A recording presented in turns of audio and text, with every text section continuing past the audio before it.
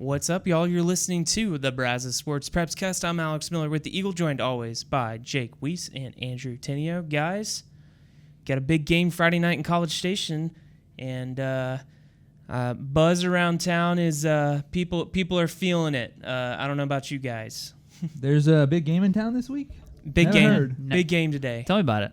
Yeah. Tell me about it. Well, News to me. well, news to you, pal. Breaking. Stop the presses. Stop the presses. We got a top 10 showdown at Tigerland Stadium.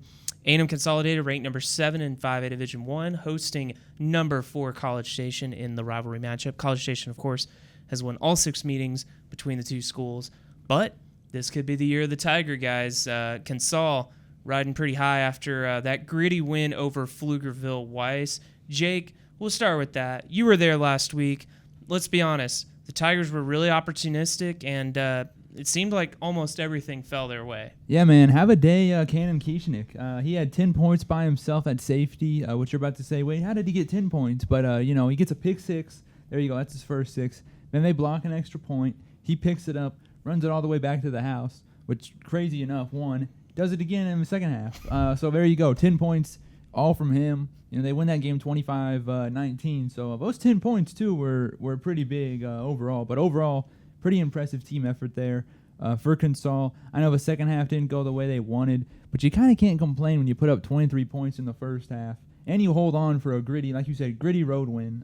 Hey, Coach Schmidt kind of put it best. Hey, we're 1-0 in district, and we went on the road and beat a pretty good team. I think it's fair to say Pflugerville-Weiss will probably be, Pflugerville-Weiss is going to be contending for that district title, I think, this year, especially coming down from 6A. Heck, a team we'll talk about later, Bryan. They played them last year. They know all about them. Real impressive win for the Tigers there. Not to mention, Will Hargett made maybe the most important play of the game, let's be honest, when Pflugerville-Weiss almost returned the last play of the first half for a pick 6, and he tackled him at 3-4 yard line? Yeah, 3 or 4 saved yard a touchdown. line. That would have been the difference in the game. Yeah, I was going to say, because it was a 6-point game, so you're absolutely right. It's funny, in a game like that where there were so many big plays, I don't want to say that one gets forgotten, but it's like, oh yeah, there's a lot of points you could point to, but yeah, the more I think about it, that one might be the biggest. That might have been the biggest play of the game because that guy looked like he was gone, and going back, I don't even know where Will came from. It was just kind of like, oh, holy cow, he's there, and he's making. I didn't know he could hit like that.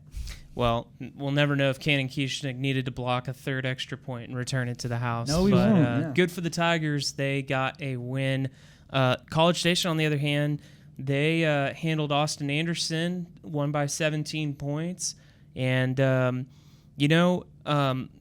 this is where this game is leading to. Is I'm really curious. What does the College Station offense have against the A&M Consolidated defense this week? That seems to be my big question mark going into the game. Heck, it was the big question mark last year too, I think. And last year wasn't a problem in terms of points. They're all over the place. Yeah, for neither team. 49-42 was the final. That'll be an interesting matchup, especially because I remember, I kind of go back to your Wilson Stab feature. Your Wilson Stab feature you did, was that 2 weeks ago now? Yeah. And where I know he said, hey, we're a little, from what I remember, and you'd know better, you wrote the story, he was a little disappointed with kind of how they hadn't really had, a super, kind of what we'd used to in terms of what the Cougars have done on the ground. We know Consol's pretty good against the run. So it'll be interesting to see, like you said, what kind of gives this week in terms of, we know Consol's front 7 is all about stopping the run. Be interesting kind of what gives, or are they just going to air it out, kind of be an air raid, Mike Leach air raid kind of style this week? Well, the good thing for College Station is that, say the ground game isn't going, their passing offense has been really strong. Cade Corcoran hasn't thrown an interception this year. I'm sure they're wanting to knock on wood as I'm saying that. But and Zach Kosser has been an incredible threat through the passing game. It seems like they find him in every which way, and when he gets the ball in his hands, he can take it to the house at any time. I'm really interested to see, actually on the flip side of that, Consol's receivers against College Station's defensive backs as well, because College Station, obviously, in the secondary, they have some newer guys coming in, but they've got a little more comfortable the past couple weeks. They did a really good job, especially in that Magnolia game that I covered. But also Consol's wide receivers. What's the status of Colton Schmeller? What is Darius Roberts going to bring this game? What is Cameron Vines going to do? So I'm really interested to see that matchup on the flip side. Yeah, definitely be interesting to see if Schmeller is able to lace it up. Not sure on that one too much. But, Jake, give us a little preview on your feature this week on, the friendship between A&M Consolidated quarterback Will Hargett and College Station quarterback Cade Corcoran. Yeah, so I guess long story short for the folks at home and for you guys, but, credit to our photographer Meredith, actually, because last year when they played, she got a photo of the two of them post-game, and I think the Corcorans reached out and just said, this is a great photo. They're really good friends. So we've been kind of sitting on this nugget, I guess, for a year now. But no, man, they've been lifelong friends. They pretty much grew up where their dads used to work together till about they were in middle school. They always played the same sports, football, baseball. Heck, they played even soccer together for about a month, Cade said, so not long. But, I was surprised to hear that, like soccer. Didn't know you guys played soccer, but, really good friends all their life. Cade actually used to be Will's, let me flip that. Will used to actually be Cade's quarterback growing up until middle school. Cade was a wide receiver. Will was his quarterback. So they've always played together. Middle school, they kind of split, Cade goes to Wellborn. Will goes to A&M Consolidated Middle School. They played each other, but still great friends, obviously. Not going to let a game, injure friendship like that. So kind of another chance for them. And, hey, it could be their last time to play against each other in football. And they really haven't played each other in football since middle school because, as we all know, Will's been basically, a 4-year starter. And Cade's kind of had to, work his way up from freshman team, JV. So they get another crack at each other this week. But, they're all friends at the end of the day. But, excited about that one. Well, that certainly is a big game this week, but it's certainly not the only game this week. Hey, Brian, they're going to host George Ranch. And, Jake, I think you talked to some of the Vikings this week. What's just kind of their feeling going into this one? Yeah, we didn't really talk too much about the game, but I think one of the big things they want to establish, I talked to their offensive line. We're doing a little feature. It's 5 seniors on that O-line. If you remember 2 years ago, they had an all-senior offensive line, and that went pretty well. That was the year Coach Ellis's first year they made the playoffs. I'm sure they're hoping to duplicate that success again. But, big moment for Brian here. They're 1-2. I know the last 2 games against Huntsville and Brenham didn't go the way they wanted. But, hey, this is your last non-district game. You really got to go out there and put on a big show. And I think, especially with that offensive line, those 5 seniors, they know what to do. And I think they're going to be ready to kind of lead the way there on the ground and through the air. Because as we all know, Brian's really kind of leaning on that offense, especially early on with somewhat of a younger defense. Well, Andrew, I'm finally going to get you into this conversation, I promise. But, hey, I think one of the biggest storylines so far is the start by the Rudder Rangers. And, look, I'm going to own it. I picked against Rudder last week, and they proved me terribly wrong. Mm-hmm. I mean, they just took Connolly to the woodshed. I mean, it wasn't even close. And Javen Jesse just continues to stack good performances. And, I mean, this Rudder offense, guys, is legit. It's humming, and they've had skilled players for a couple years now that they've started to kind of grow and get better and better with the time going on. Javen Jesse obviously is the X factor. But I want to lean towards the defense a little bit because that's a part of the game that maybe hasn't gotten talked as much because the offense done a great job. Held El Campo to 17 points. That was huge. Connolly, I think, they ended up with 20, but I think one was like a garbage touchdown or late touchdown of some sort. It was less than that leading into 21. 21, okay. Oh, yeah, but you were there last week, Jake. I was, yeah. But they had a touchdown, a late touchdown last week. But I talked to Randon Cooks, who's been one of the big guys in terms of opportunities, has a couple interceptions, a couple turnovers. It just seems like there's more confidence now. Not only that, but when stuff goes awry, so, maybe an interception or a fumble or a bad offensive possession, there's no heads hung down. They kind of keep that confidence going. And Randon Cooks has been one of those guys that Ezar has mentioned as well. Just someone that's been great in terms of the leadership role, but also a guy that, when he gets the ball in his hands, special things can happen. So super excited for their game against Nacogdoches, trying to get that 4-0 stretch. I think it'll be the 3rd time in 5 years that they could be 4-0 with a win on Friday, so we'll see. What's so weird is that Rudder's in a 6-team district, College Station A&M Consolidated there in a 9-team district, so those 2 schools are in the second week of district play, and Rudder's still got two more non-district games left before they start district play. Speaking of that district, Brenham's really emerged as probably the team to beat right now in that district. They're into the top 10 in 5A Division II. They had a very convincing victory over Bryan last week. We talk about offenses. Look, Jacoby Dixon, kid's pretty solid for just being a sophomore. Yeah, and I was gonna say what's crazy too is you look at the stats from last week against Bryan. Jacoby actually didn't have a touchdown.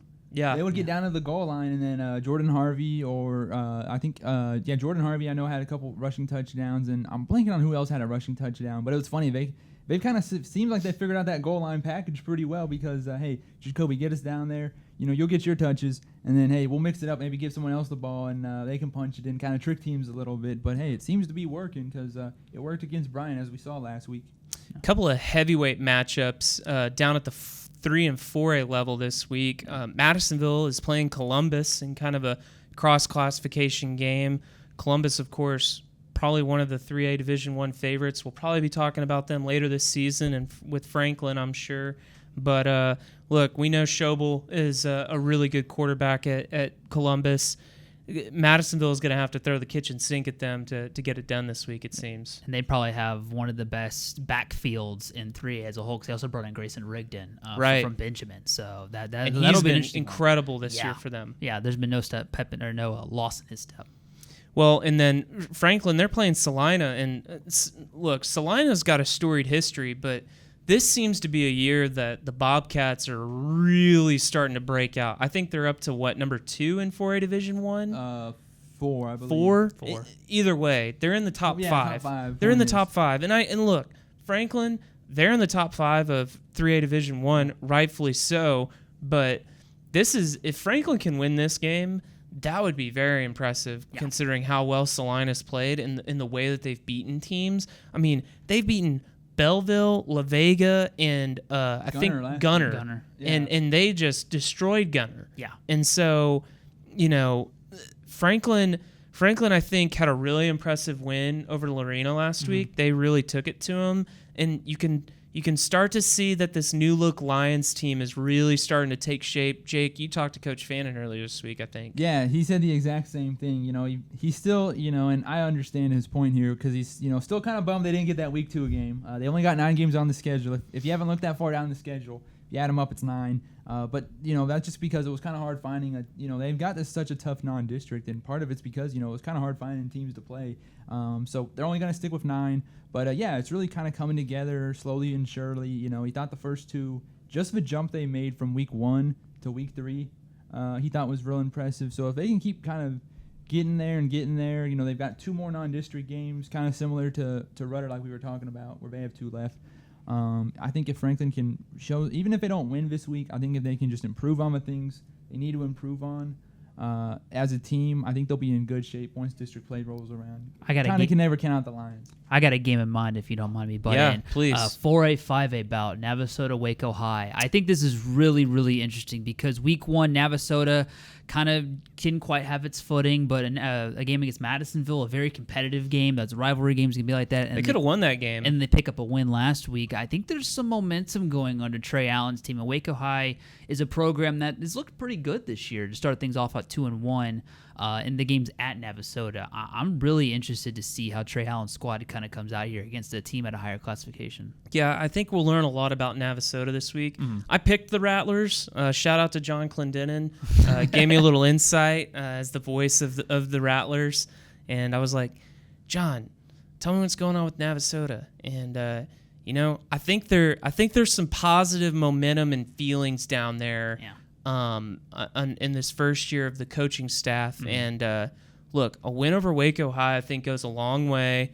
And we'll see what the Rattlers bring this week. Hey, speaking of teams to see what they bring this week, Caldwell is a huge favorite over Smithville, which, look, going into the season, I don't think we would have expected that, but let's give credit where it's due. I know Caldwell's 1-2, but they've been competitive in every game they've played in so far. Less than a touchdown, and I think even the margin of victory, I think it's a touchdown in all those games. Even the losses last week was a 4-point loss, and they were leading Robinson going in the fourth quarter. So if the Hornets can get another win, 2-2 feels pretty good. 2-2 feels pretty good. Hey, shout out to Anderson Shiro quarterback Connor Daly. He was our player of the week this week, wasn't he? Yeah, he was. Over 1,000. That was actually a pretty close race between him and Javen Jesse from Rudder. They both had over 1,000. Connor won by, I think, 88 votes. So credit to both of those fan bases for for voting.